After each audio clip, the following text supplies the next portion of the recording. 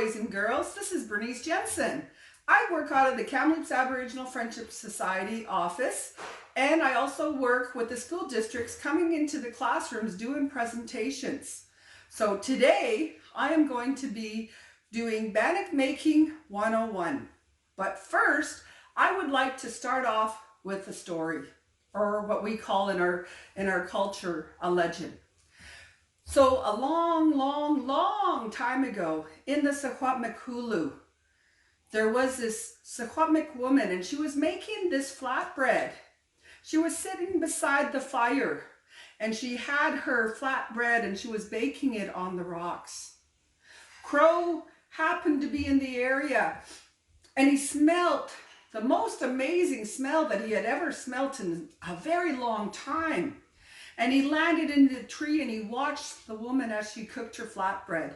And then, as she was picking up the last piece, he saw the smallest of pieces of flatbread fall between the two rocks as the woman walked away. Crow flew in and grabbed that piece of flatbread, and he was so excited because it was the first time in a very long time that he had the chance of having flatbread, and he was so excited. But unbeknown to him, Coyote was also watching and saw Crow go in and get that piece of flatbread. Coyote swooped over and hollered at Crow, "Oh, Crow, Crow, I've been looking all over for you." And Crow said, Caw, me? Oh yes, Crow, Ma'a, I have been looking high and low for you. I have been traveling over many miles through the valleys, up the mountains and down in search of just you. Caw, what do you want, Coyote? I am hoping that you will sing me one of your beautiful songs, Coyote said. Crow thought about it and said, well, I'm about to eat my flatbread, Coyote. I have no time to sing. Oh, Crow, please sing me your beautiful song. So finally, Crow decided to sing a song for Coyote. He sat there in his tree. He put his flatbread down beside his leg, and he began to sing. And he sang and he sang and he sang. And finally, when he was finished singing, he opened his eyes. He looked down between his legs, and his flatbread was gone. Also, he looked around, and Coyote was gone. Oh, that Coyote, he tricked me yet again. And that is the last time that Crow had his piece of bannock. The moral of the story is never to let anyone lead you off the path that you are on, because there could be a trick. And also, when you're eating your food, never take your eyes off your food. So that is my legend and my story of Coyote and Crow. So now I'm going to be talking about the history. So a long time ago, like in the story that I just shared with you, we didn't actually have any bannock that we know today. It's more like a flatbread, and the flatbread was from the plants, the traditional plants that would have been harvested and gathered by the women and the children, and they would have dried them out. They would have used what they call the mortars and the pestles. So these are some pestles that were gifted to my husband, and these ones would have been used when they were making the powder and pounding the plants like the split leaf balsam root, or they would go out and harvest the bulrush roots, and they would collect the starch from that. And so they would pound the plants to get the starch or to get the flour from those plants, and then they would use bear grease. Now this is a jar of bear grease here that was also given to my husband and I, and this is how it looks. So they would harvest the fat from the bear, and the reason that they use the bear fat is because of all the animals. The bear hibernates in the winter time, so it stores a lot of fat into its body. So they have the most fat on their bodies, and so the bear was harvested for the fat. And so they would harvest it, they used it for their cooking, and with the flatbread they could mix the flour with the bear grease, and then they could use berries like the Saskatoon berries that are small and dry, but it has a bit of flavor. So they would mix that and make these kind of flatbreads, or what they call cakes, flat cakes, and they would heat those over the fire for their families, and that was kind of like what the type of bread that we had traditionally a long time ago.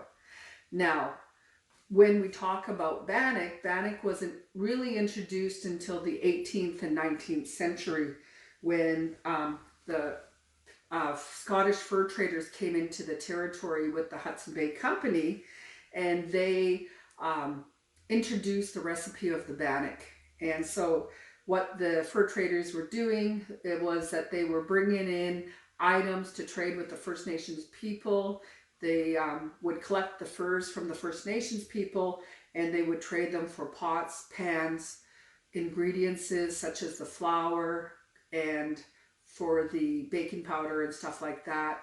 And so when that bannock recipe was introduced, then it was easy for First Nations people to go out, and they could do the trade for the flour and the powders and other items that they wanted, like the blankets and rifles, to make their lives a little bit easier. And so when they took the flour home, they could take it relatively anywhere, and it was very light and compact, and they could make flatbread, or not the flatbread, but the bannock, the way that we see today. And they would use a little bit of oil, and maybe they would have traded for a skillet as well, so that they could fry the bread in the skillet. And so it doesn't take that much to make the bannock.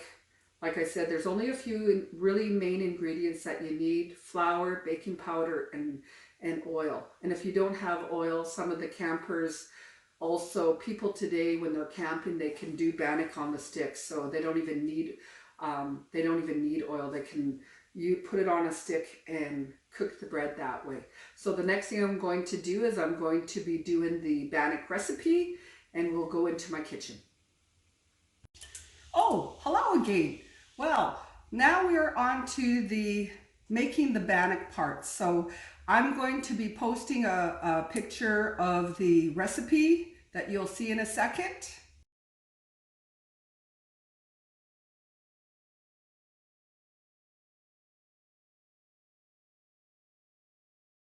Okay, so now what we're going to do is we're going to make the easiest bannock that I know. I've been making bannock for many, many years. I was taught by my mother, and then I've taught it to my children. So I don't make bannock all the time, but when I do, it's a real treat for our family. So what we're going to do is we're going to stick with the simplest of ingredients and recipe that I have. We need flour, some baking powder, I have water, and we're going to use oil. So what I'm going to do first is I'm going to do on the recipe that I showed you in the clip, it's only for a small batch. I'm going to do, instead of doing 2 cups, which was 4 teaspoons of baking powder, I'm going to use 8 cups. Now, if you noticed in the recipe that if I'm using 2 cups, I'm actually doubling the baking powder.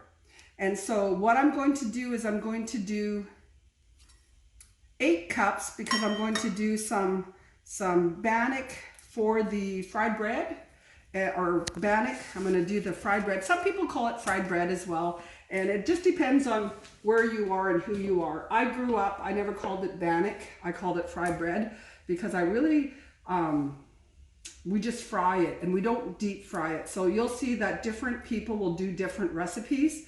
I'm going to do 8 cups, which I'm going to start right away as we talk.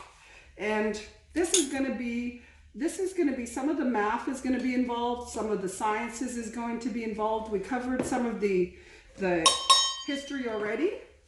So now we're just going to do that part of the portion. And I said that there's also an art, so because this is kind of like what we call the art of making it. So this is 2, Whoops. We have 3. And I'll try to go as quickly as I can. 3, 4, 5, 6. So I'm going to do only 6 cups. So if I'm doing 6 cups, and we know that we have to double the amount of baking powder, and I know some people can probably change it however many number of teaspoons into a tablespoon. I'm just going to go, if I have 6 cups of flour, I'm going to do 12 teaspoons of baking powder. So 1, 2, 3, 4, 5, 6, 7, 8, 9, 10, 11, 12. So I do 12 teaspoons of baking powder. I did 8 cups of flour, so it's doubling. And so if you were going to do 10 cups, then you would have 20 teaspoons. And like I said, you'd figure out what your, for bigger amounts, you'd probably figure out how many teaspoons in for a tablespoon. Also, for the recipe, for the recipe that I showed you on the screen, you are using 2 cups, so you did 2 tablespoons or 4 tablespoons of baking powder, and you would have only used half the, if you're using 2 cups of flour, then it's only 1 cup of water. So here I have 6 cups of flour, 12 teaspoons. I'm going to mix it together first. Some people will add sugar, an egg, oil, salt in the recipe. I don't do that. I try to keep it as simple as possible, because if you don't have it, you don't need it. You don't have to have all those ingredients to make simple bannock. And people can add all the different ingredients that they want, but I like to keep it simple. I think my mom would have used a little bit of salt, but I'm not going to worry about the salt today. If I was going to put any, I might have put, I'd probably put like a teaspoon, and that might be it. Maybe 1 to 2 teaspoons for the 6 cups, but I wouldn't put very much in there, because I find that the salt is just, it gets too salty, and it's good without it. So from there, I've mixed it up. Now the key thing is, now that my baking powder and my flour are mixed together, what I'm going to do is I'm going to create a well. So there's my well. So if I have 6 cups of flour, I'm only going to use about 3 cups of water. So the trick is, don't overmix, don't overstir. I've got this plate here because I'm going to add a little bit of flour in there. So if it is a little bit sticky, this is where you don't have to worry about getting your hands all sticky, and you can do it this way. Now the other thing I need to remember as well before I add the water, because then it will be ready, it mixes pretty fast. I'm going to plug in my electric fry pan. I have my pan ready for the oven bannock, and when I put the oil in, the oil is only going to be about to cover the bottom of the fry pan. Now I'm also going to, I'm thinking about it, I'm also going to turn on the stove. The stove to make oven bannock is only 350. And I'm going to start it. And it started. So when you make oven bannock, you're going to use the same recipe. Oven bannock is really good to make as well, because you're not frying it. I wouldn't say deep frying it, because I don't deep fry my bannock, but you would just put a little bit in, enough to cover the bottom, about 1/4 inch, and then you would fry it, which we're going to see. So here is my pan for the oven bannock. I've already oiled it and it's ready to go. I'm going to add my water now. I'm going to put pretty much all of it in at once. There's 2 cups, 3 cups. So I'm going to bring the flour to the center of the bowl. Because I've already made the well, I'm already going to be mixing, and I'm not stirring it a whole bunch. The trick is not to stir it so much, because what you're trying to do is you're trying not to create too much gluten. You're trying to keep it from, the more you stir it, the more it's going to get tough. So I'm going to mix it. Now there it is. That's how it's going to look. And what I'm going to do now is, with my little plate there with flour, I'm going to start creating and making the bread. So here we go. I'm going to scoop out a little bit. And yes, it does not look like very much yet. But what I tell the kids when I go into the schools is you put a little bit of flour on your hands. You're going to knead it like you're kneading yeast bread. You're going to fold it towards you to the center, push down just a bit. I only do it maybe 5 or 6 times, flip it over. And what I'm doing now is pinching it out. The trick of making the bannock is you're trying not to have it too thick so that it's going to be doughy in the center, and it's a nice bannock. So I'm going to put that there for now. I forgot to turn on the fry pan so that I can mix it right away. So I'm going to get ahead and start mixing a few.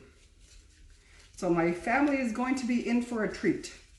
And I'm going to have oven bannock as well as the fried bread. And I call it fried bread, but it's also bannock as well. So it just depends. So I've done it a couple of times, and you'll also see that your hands will get a little bit sticky, but that's okay. You can wash your hands later. So I'm going to mix it again, or pinch it out, I call it. Pinch it out. And what you're doing is you're going from the center and you're pinching it outwards. And when you check the oil, I put my hands over top of it and I feel it. And what you can do as well is you can take a little piece, and when you're ready to try it, you're going to put that little piece into the oil, and you're going to see if it bubbles. If it bubbles, your oil is hot enough. I'm going to wait for a couple more minutes. I'll put this in there. It feels like it's getting there. I put it about mid-heat, so like if you were using your stove top, you'd probably have it at about, I would say about five or 6. So about halfway on your dial. So I have a lot of dough here. Like I said, I'm going to do the oven one as well. So once again, I'm going to fold it. Each cup of flour, you're going to get about 4 bannock pieces. So if I was going to be thinking about this again, so if I did 6 cups of flour, you get 4 pieces. 4 times 6 would be about 24 pieces of bannock. And the bigger the bannock, the less you're going to get. So if you keep it at a this is kind of big, but if you made a smaller piece, you'd probably get about 4 pieces. I like to make it big because then my family gets one decent sized piece. Oh, I'm videotaping. Okay, so I am making this up again, and that was my daughter. She was just coming in to see mommy. And so that was my daughter, Jules. I'm going to check this. We're going to get the cameraman, who is my son. Thank you, son, for videotaping. And we're going to go in and we're going to check this out. Okay, it's boiling. It's ready. So what I'm going to do now is, when you put your bannock into the fry pan, always put it in first towards you. Roll it off of your fingertips away from you so you don't get splattered by the grease. If it's boiling too much, you can turn it down. I have my tongs here, and I need a plate.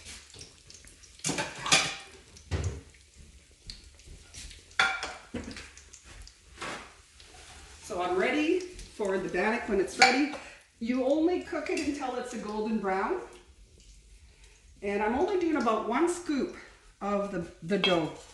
Now, sometimes I just trial and error. Sometimes it's not as doughy and it's easier to just pull from your hand. But I find that if I use this method, the way that I have a little bit of a, I have the plate with the flour on it, I get it to the consistency that I want it.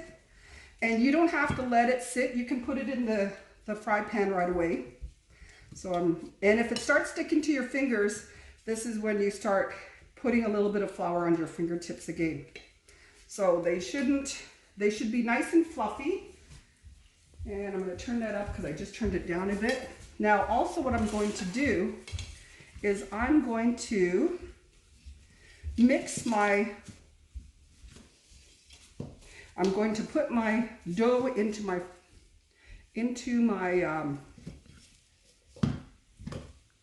don't make oven bannock that much, so I like to do the fried one, but for those that are being aware of the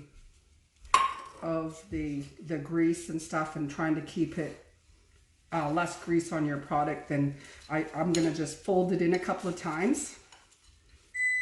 Well, my oven is ready. I'm gonna fold it in a couple of times. Hey there, son. There's my Jensen Junior. Oh. Okay, so I'm folded it in a couple of times. And it's sticking to my fingers, so that's okay. So fold it in a couple of times, and as I'm folding, I'm turning it around. So there it is. So now, if you have a look at it, I can put it into the pan and put it out, spread it out a bit, because it's the same as I pinch it out. And so this is going to be on for about a half an hour. I have the rest of this bannock to do up. So what I'm going to do, now my fingers are all sticky, but what I'm going to do here, and also Junior, can you do me a favor and open the garbage can for me? Ooh. And I am just about done. Okay, open it up and I can clean my hands off.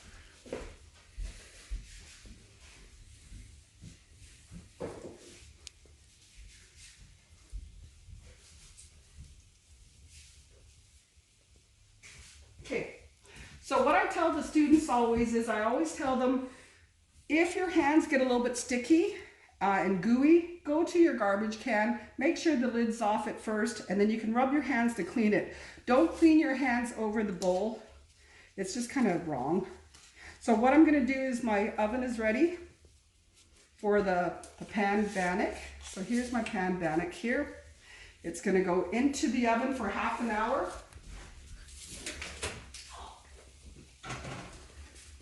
So I just put it in like that, and I'm going to close it. I'm going to time it.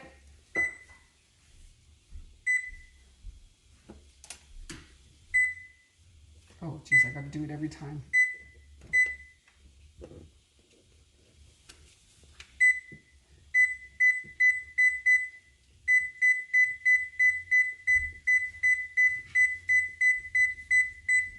And start.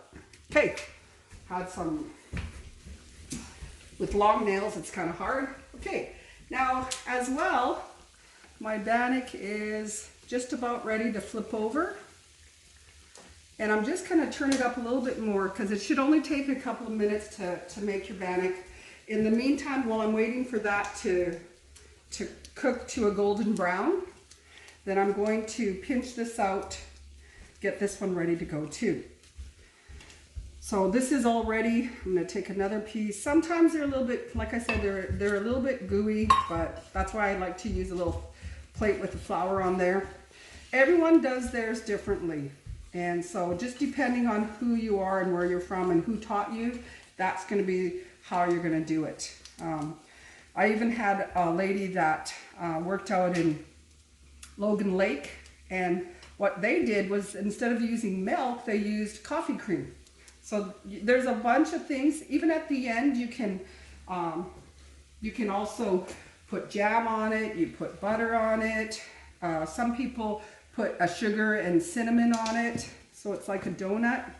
I do usually for myself a chili with the just a bannock, a chili and a bannock. Sometimes my kids are lucky and they'll even get Indian tacos. So it doesn't take that long. This video is how long now? Can you see, Tyler? Mm-hmm. How many minutes? 17. 17 minutes. So this should be, in 17 minutes, I am done just about my recipe and my bannock. I'm going to wait till this is just about, there we go. Try this out. Yep, there it is.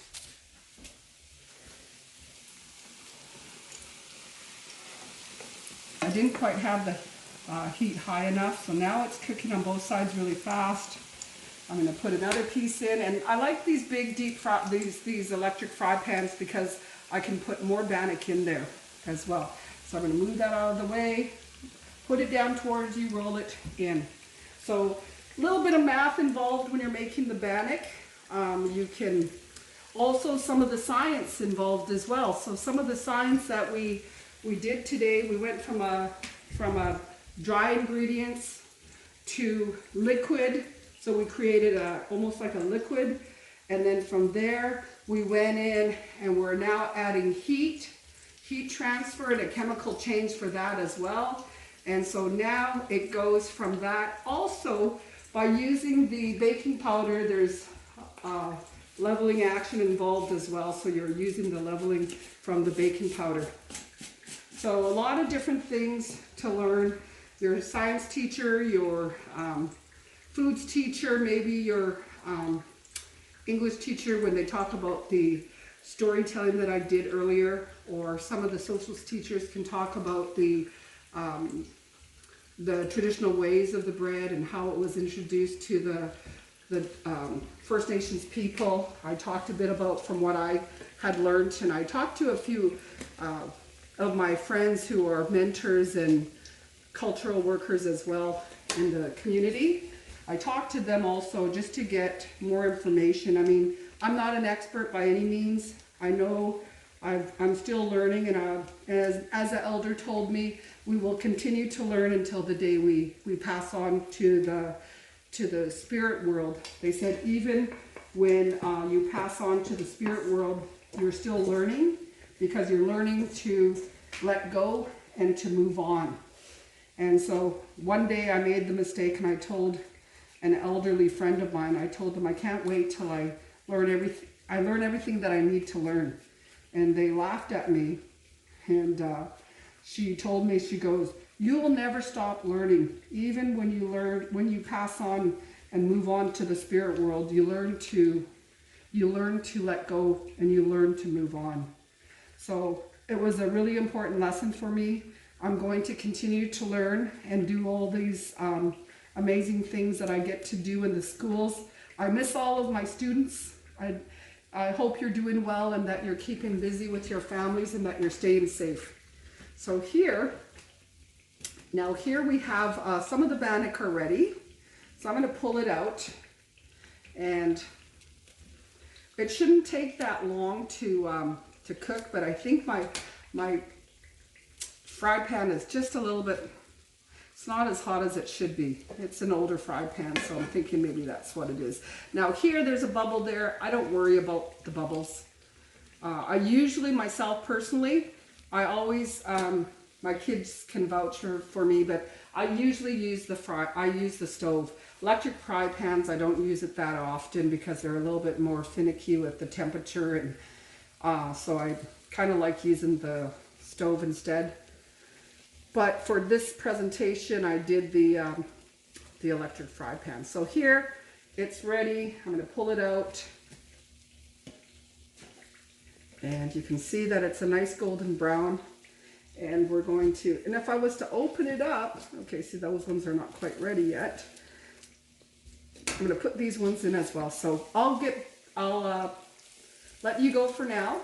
I'm going to finish up the bannock that I have. And then also, when my timer's off in about 21 minutes, I will let you have a look at the bannock that I finished, and also look at the oven bannock as well. So we'll see you in a few minutes. Okay, we are back. My timer just went off on the stove. I am going to take out the oven bannock. And it is ready. So this is how the oven bannock looks. There's my daughter Tamara. Hi Tamara. Hi. And my daughter Jewel, she is doing chili tonight for us, for the Jensen family, for our dinner. So as you can guess, we're gonna have bannock and oven bannock with chili. So with the recipe, I did 6 cups of flour. I was able to make some oven bannock. I made 15 pieces of bannock. They were fairly big, but what you would do is when you check your bannock and you cook it, when you open it up, it shouldn't be gooey, and so you know it's cooked right throughout, and that's why I pinch it in the center. So as my family says, don't panic, we have bannock. And so with that, I'd like to say thank you all for watching. Try and do the bannock at home with your parents and enjoy.